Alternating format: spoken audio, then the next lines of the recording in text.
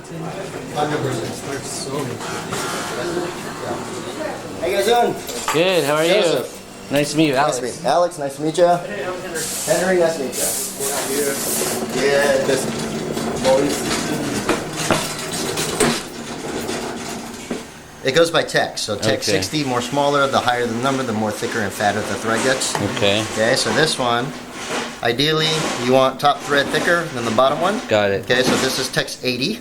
Right. Okay, this is just a standard polyester. Okay, and this one's a text 60, which is going to go in our bobbin. Got Okay, it. so text 60, text 80, top, bottom. Got Okay, it. so we'll test it out with this. Little minor adjustments, size 22. Let's try with the 18. So we could pull this off so you could see it. This is my rotary hook. Okay. This is my bobbin. Bobbin with the whatever thread that we're using winds onto here. It goes inside this little slit, underneath this little tension plate. Okay, that's what adjusts the tension of it. Then we cut, so it's about like an inch. The open U goes onto the top side. Little cut scarf right here where this little pin goes in. It's only one spot it'll go in, and we push until you hear that pop. Okay, you have to hear that pop. If not, it will damage the machine. Okay, when you take it out, just lift up this little latch, and pull straight out. Okay, and you put it in. Pop. Okay. Got it. All right, so let's change this setup a little bit. Yep. Yeah, so that's your oil pan. You see that little oil pump right here? Just make sure that the oil stays at that high line. I mean, if you're using this indoors, not like a dirty atmosphere, I mean, that'll last you like a year. Just make sure that you keep filling it when it gets it gets below that high line. Okay, so a couple things we got to worry about when you're working with heavier materials or specialty type of applications is definitely the damage. This is a bottom feed machine. This is only a one feed machine. It means it only feeds based on that teeth on the bottom side. Ideally for that application, I mean, a walking foot would just cut right through it, no problem. Less damage, less less marks on the material. That's mainly the thing that you want to do. Can I make it so? Yes, I'm pretty sure I can. Will it damage and will it leave marks and scuffs on the book or the pages? Definitely yes. Okay. So that's one concern. So we just got to kind of go from there. The foot and the thing move together, I think, right? There is still Yes, a bottom that's thing? a triple feed. Okay. So what that means is that the bottom teeth is feeding, the needle feeds with it when it's down, and then you have the alternating presser foot. So the foot system, it's like a walking foot. That's the name. So. Just a lot easier to do things. So let's take a look here. This is my thread stand. You have two spools on your thread stand. Okay? Yeah. Left and right. Left one goes straight to the needle. So this will automatically keep feeding the bobbin too? No. No, not the bobbin. Okay, but you just keep it there. It will have. You can have one always ready to go on the winder. This is my bobbin winder. Okay. Okay. So as you're sewing and as the pulley is turning, your bobbin's constantly winding. Right. So once you run out, you pull it out, swap it out, wind your next one, and then you'll always have a continuous stream of bobbins coming out towards you. Cool. Okay. Okay. So from the thread stand, we want to make sure that this is lined up directly above the thread. Okay. Okay. Make sure nothing's in the way, the lamp's not in the way, that might alter The pull of tension. the thread. So we have a little post right here. We're working with a little heavier thread, so I want more tension. So to go, there's two holes, top and bottom. It's going to go back to front, okay? And it's going to swivel around and go back to front again. So kind of like an S, okay? From here, it's going to go into this top little small tension, right to left. Okay. Okay. Okay. Then this is going to go in between these two discs. Okay. Okay. And then it's going to exit front to back now. Got it? Mm-hmm. And from here, it's going to go straight into my main tension dial. Okay. You'll notice that if I lift up my foot, see this little disc opening? that's releasing the tension. So it'll be easier for me to make sure that it goes in between the discs again and all the way to the middle. Okay? Sometimes what happens when there's no tension, people think that's good. It's just kind of hugging the rim of it. We don't want that. We want it all the way in. Got it. Okay? Once it wraps around, you see this little spring. Weird hook kind of spring that bouncing up and down. Once it goes around, it's going to go over this little cutout spring. So every time I pull, I want to see that spring going up and down. This little upside down L-shaped bar goes underneath that. That's like a support bar. So now every time I pull, I still see that spring bouncing up and down. It's going to go into this guide. Just snaps right in. Then if you kind of angle it to the side, you'll see this little silver rod that spins, that goes up and down if I rotate the pulley. Okay, that's my take-up lever. This is going to go right to left. Okay, next guide on the left side now. Okay, we have one more guide, which is just kind of like an open hook. Want to line it up. Just goes right behind here. Okay, and before it's over here, I want to get it as centered with the needle as possible. Okay. Now from here on the needle, before I put it in, let me just show you really quick. On the needle, you have two sides to the needle. Okay, you have one side that's flat, and it has this little slit going straight down the middle, right here. So it's a little slit, and then it meets the hole. And then on the back side, no slit, and right here it has a little divot. Okay, on this machine, the divot always goes to the right side. Okay, so the divot points to the right. If I make sure it's nice and straight, so I'm looking straight at the needle, you should not be able to see through the hole. Okay, so the divot goes to the right side. Okay. Okay, now we're working with heavier thread, so let's change this needle out. Okay, one shut screw. Just half a turn. Gotta get my heavier needle. Locate my scarf on the right.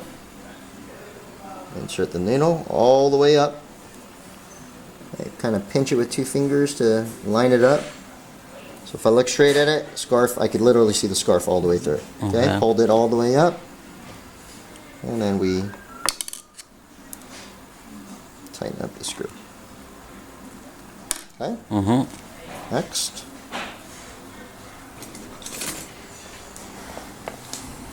Thread goes in left to right.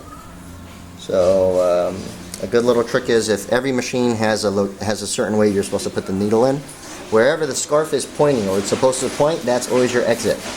So any machine with a scarf is on the back, you know I have to thread front to back. That's my exit point. Okay. All right. So we have that set up. That's how you thread the needle on the top side. Okay. Now we have to worry about the bobbin. I don't have a bobbin ready to go. This right here is my bobbin winder. Okay. This kind of goes in and out, in and out. Okay. My bobbin goes inside this little post, all the way in. That's where my second spool comes in. Go straight above. Goes inside, left to right. Wraps around all the way on the inside. Okay? And normally people just go straight over to the bobbin. I want you to thread it back through the hole. So there's no chance that that thread is going to slip out. Wow. Make sense? Yep. Alright. So from here, we're to go around and wind it about like 6, 7, 10 times. If you want to counter twist on this side just to make sure that it locks, you can. Okay. Right there. Cut the excess thread or wind it all the way through. Okay. Now I know it's nice and tight. It's snug. I could snip. And when I push this in, just imagine when the thread, when the motor goes, as I'm sewing, this is going to constantly keep on winding. Once it fills up, this little release pin, once it fills up, it'll automatically pop it out, so you're not going to overwind or anything like that. Nice. And that adjustment is, you can control it by just bending this little pin. Okay. More in means it's going to pop out faster. More out, you're going to fill up more on your body. Okay. Okay? Okay, so a couple things when you're winding your bobbin and you don't have anything inside your machine. Yeah. You never want to do it with your thread still engaged or threaded onto the needle. Right. Okay? So I take it out of the needle, I hold it in my hand, put a power on the machine. Okay? I lift up my foot. There's a little release lever right here on the back left side. Okay. I can manually do it with my knee, or just lock it up. Because I don't want metal on metal, just dry rubbing and more wear. Okay? So I have the thread in my hand, it's outside. I'm going to slowly, I engage my bobbin winder. See this little extra slack? I just want to make it nice and tight. And then I'm going to slowly engage. Okay? And you can constantly rub it. Wow. Okay? That's nice and quiet too. Yeah. Now just measure, head this down. A little more, you know, you got metal on metal. Right. I don't want to do that. You just want to protect it. Make sure this is the important one. Take the thread out of the needle. Okay. And we're just going to keep on winding you through. And as I'm watching this, I want to see, make sure it's nice and even. It's not just kind of mounting on one side inside the bobbin. And once it's ready, looks like we're going to have to adjust this a little bit more in. So you see how it's already brimming the edge? Yeah. Okay, so we want to bend this in more so it pops out more earlier. Okay. Okay? Once this is ready, I pull the bobbin out. You could kind of wrap it around here, give it a cut, so this doesn't get sucked up in here and wound up. Right. Okay, but ideally you're going to have an extra bobbin, pop that one in, wind it up, engage, and then Start let it sewing. automatically pop out. Just get it ready. Okay? Okay. Take some out just a little bit. Okay. So one more time, I have my bobbin. Okay. So I have my bobbin. I have my bobbin case. This is going to go inside. When I pull it, I want to see it spinning clockwise. Okay, from the back side, I want it clockwise. It goes inside this little slit, underneath this plate, all the way through. Okay, all the way through. And from here is where we check the tension of our bobbin case. Very important on the tension. Imagine a spider going down a web. Okay, if I have a spider down the web, it doesn't just droop straight down to the ground. If it does, your bobbin is too loose. So what happens is you get a bird's nest. You get a whole bunch of thread wound up on the bottom side. Okay, so if I have a spider going down the web, I'm not jerking it. I'm just lightly bouncing it up and down. Okay, one more time. Clockwise. Inside the slit, underneath the pin. From here we check the tension. If I bounce up and down about an inch, it should drop down about an inch.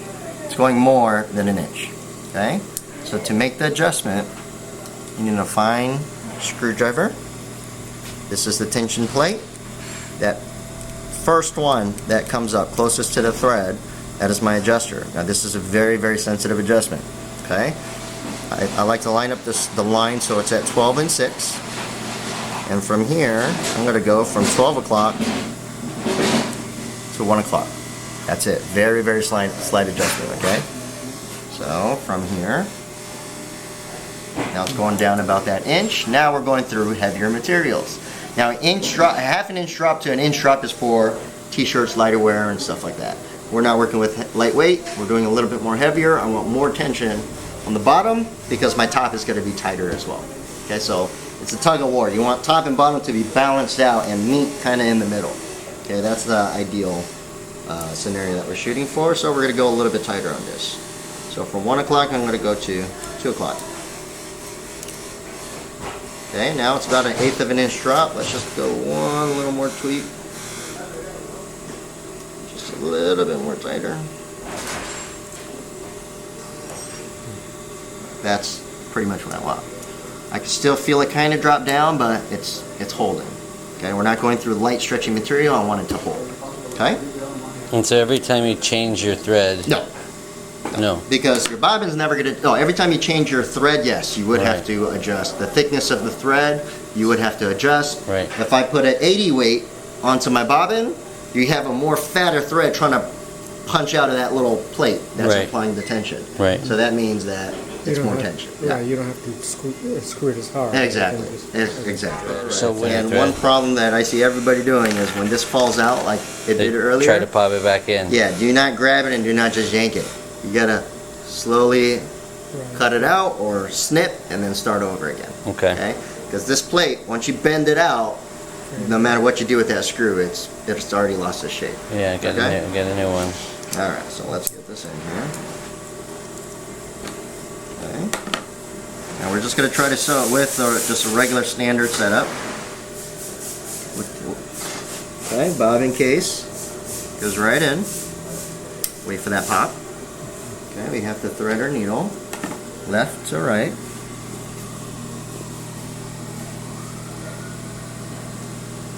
Okay. Now since we're working with a heavier thread, I call it priming your first stitch. I don't want this loose thread that we cut from the bobbin case on the bottom. Okay. So I'm going to rotate the pulley. I'm going to hold this top thread lightly. I'm going to rotate the pulley. Now if you look at that little tail on the bobbin, it's catching, and it just brought it up. That's how a stitch engages. Okay. Priming my stitch meaning getting both top and bottom thread underneath the foot and straight to the back. Now we're ready to sew. There's no chance that it's going to bind or anything along those lines. Okay. Now we're working with this kind of book material, heavier, thicker material, so we want a little more pressure pushing the paper down from the foot. Okay. So when this comes down, if you lift this up, this is the pressure, the tension. Okay.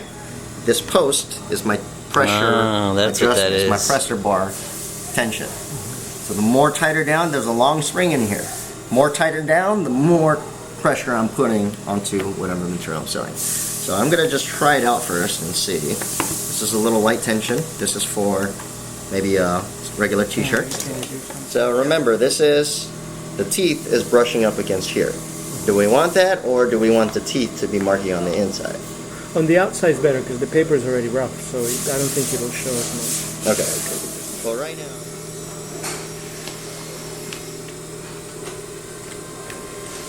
Okay, you see how it's making more contact better? Because it's stronger, the teeth is grabbing onto something that has some sort of texture. Okay, we're going to kind of slowly ease into this one. I would recommend the servo motor for you guys too. Wow, that looks great though.